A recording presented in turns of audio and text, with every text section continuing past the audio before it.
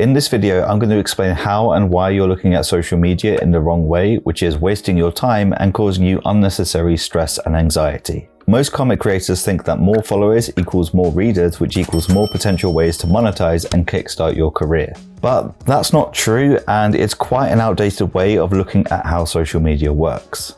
Imagine that getting potential readers and buyers of your comic is like hitting a target. You might call this your target audience. And if you view promoting your comic on social media like the old way, then your method is the equivalent of putting on a blindfold and firing a shotgun in their general direction. Each shot is a huge amount of effort on your part, and if you hit the target, it's more luck than anything else. A lot of us think that if we just produce enough content, then the algorithm will do its job, and that's only half true.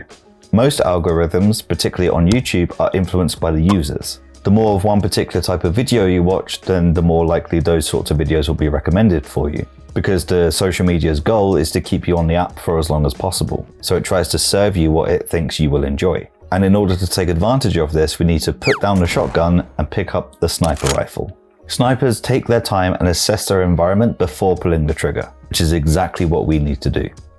But by first understanding who it is we're trying to reach. You can't hit the target if you don't know where it is, and to find that out, let me introduce you to Bob. Bob is around 32 years old, he likes playing fantasy video games, and is really into Brandon Sanderson books. He also loves energy drinks and enjoys documentaries about the Romans. Bob is also my avatar, which is to say that Bob is my target audience. Now, Bob doesn't exist, I made him up for this video, but this is the first thing that you should do because it will determine the kinds of posts you should be putting out there. Because the goal is to get Bob to know who you are, what your comic is about, and hopefully turn him into a fan. So you're going to post the things that Bob is going to be interested in, whether that's a meme, a page of your comic, or a story about you. The type of post doesn't really matter. What matters is that the content of the post aligns with Bob's interests. So how do you get your own Bob? Well, look at your comic and determine what genre it is first. Next, pick out a minimum of 3 to 5 elements from your comic that you think are quite interesting. Maybe it's a character's particular personality, a creature that you've designed, a pet, a cool environment. Don't overthink this and don't worry about getting it wrong because you can't get this wrong. But hopefully you have between 5 and 10 bullet points that you can use to create your avatar. So if your comic is a romance, then the avatar is going to be into romance stuff. Perhaps they also love coffee and going for long walks. Make stuff up that you can thematically tie to you and your comic. You can change and update your avatar whenever you need to, so again, don't overthink this. What this exercise does is that it focuses your efforts in terms of putting stuff out there, and it brings real people to the party who share similar interests and traits to your avatar. You're picking your targets intentionally instead of blindly throwing things at the wall and hoping that it sticks. The ultimate goal is to establish real connections with real people. Social media platforms would have us believe that the way to do this is to post lots of content all the time in order to develop those real connections with real people. But not only does that not work, but it's incredibly difficult to keep that consistent. So instead, we need to work with less to get more. And to do that, you need to think less like an artist and more like a business person. But I just want to make my comic, post it, and not have to deal with social media. I hear you. And I get it. Social media and the internet at large is filled with negativity and people looking to drag you down. It's no wonder so many people reject it and look for alternatives. But here's my proposal to you. The platform that you decide to live on doesn't really matter because you have no control of it. You can't control any updates or algorithm changes, and you can't control who pops up in your feed and comments on your posts. So it doesn't really matter whether you're on Instagram or Blue Sky. No platform is perfect. Here's my second proposal. It's not actually a proposal, it's more of an accusation, but it's meant with love. The reason that you're posting on social media and not particularly loving it is because you're searching for validation as a comic creator. You want people to like and comment on your posts because it makes it feel like you're doing the right thing and that your art is being appreciated by others. And there's absolutely nothing wrong with that. But when you approach posting content through this lens, then you often tie a lot of your emotional weight to the success or failure of a particular post. And so you take things a lot more personally, which impacts your mental health. Do you want to hear a sad story? A few years ago, I ran a little competition on a Facebook group where I would give away a piece of my art to a random person who commented on my post. No strings attached, I would deliver them the piece of artwork and I would pay for the delivery regardless of where they were around the world. I thought it was a guaranteed hit because the group where I ran this competition was a horror appreciation group, and the illustration I'd made was a horror illustration. It was this one. And do you know how many comments I got? 0. It was one of my lowest moments because I'd invested so much emotion and expectation in that post. And so when I got no response, despite the offer being amazing, at least I felt it was amazing, I felt like a complete failure. And yet I did the right thing. I was presenting a piece of art to the perfect target audience. So why did nobody go for it? Most of us would assume, well, it's because I'm no good as an artist and the illustration was no good and I suck. And that's all the things that I felt as well at the time. And there may be some truth to that. It's not a great drawing, but it's not awful. In business terms, it was because I was posting to a completely cold audience.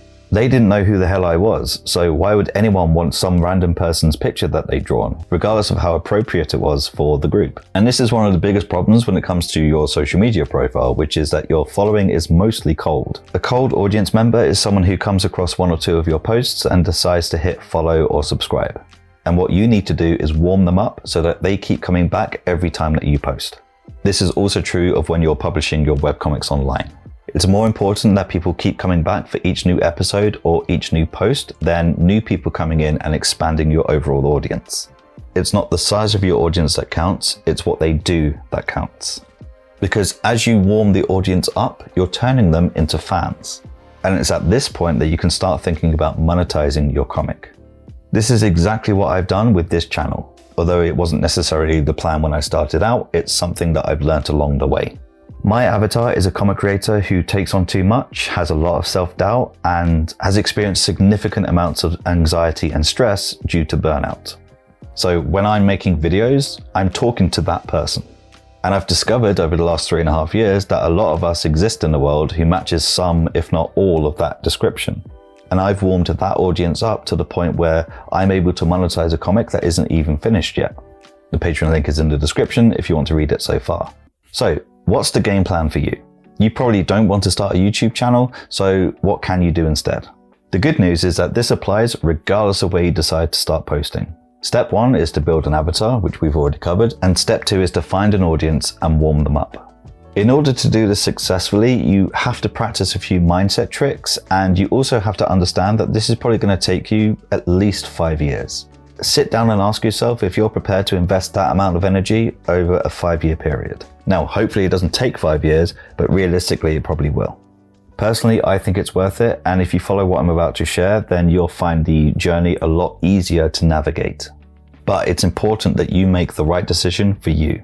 So the first thing to understand is that the next post that you make on your social media platform of choice doesn't matter. And I mean that literally.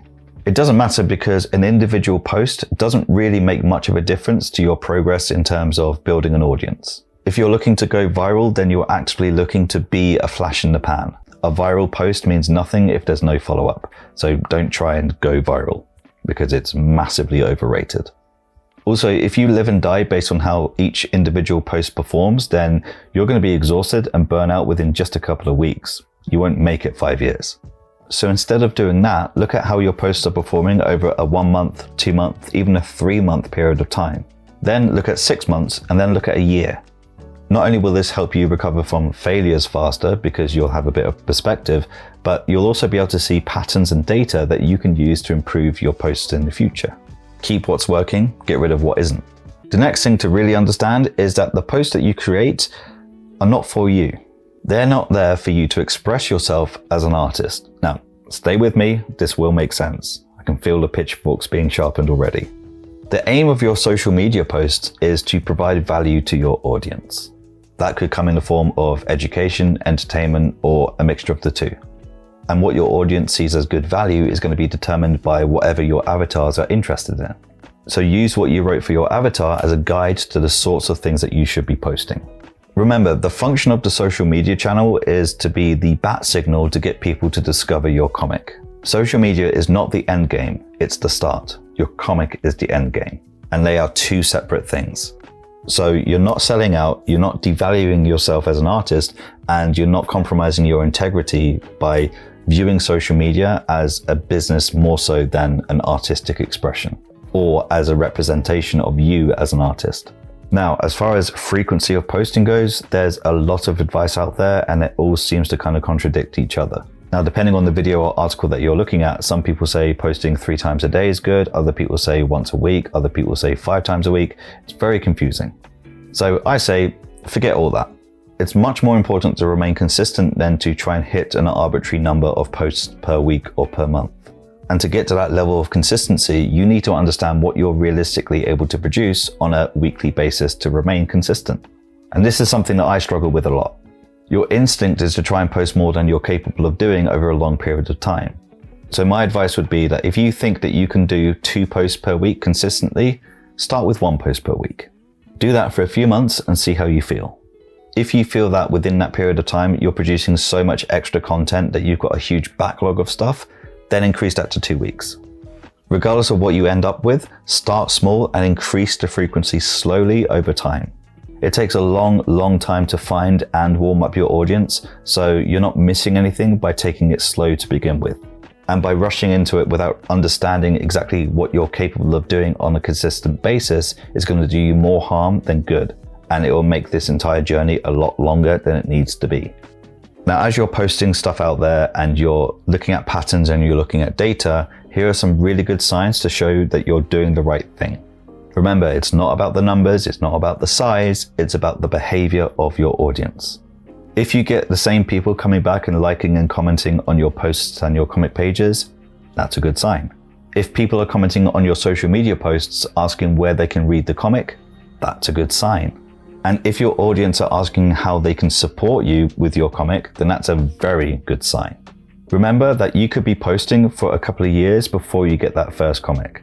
Treat the first few years as getting better at writing to your avatar. Your job is to develop that relationship with that fictitious person, because over time, that fictitious person is going to turn into real people. So be patient and learn how to post to an audience. That's a skill that most of us don't invest in, and we need to. Most creative businesses in general are J-curves, which means that you have to invest a lot of time and energy without any sort of return on investment for a while. And then over time, that's when you can start reaping the benefits of whatever it is you're trying to do. And again, I'll ask the question, are you prepared to invest a lot of time and energy into something that won't pay off for a while and maybe won't pay off at all? For me, that answer is yes. You need to really find that answer for yourself. And this is the biggest reason why it's so important that you take your time and understand what your limitations are when it comes to posting and promoting to your audience. If you don't do that and you go in with a blindfold and a shotgun, then you're going to burn out. And if you watch this video next, then you can see how you can fix burnout if, and let's face it, when it happens.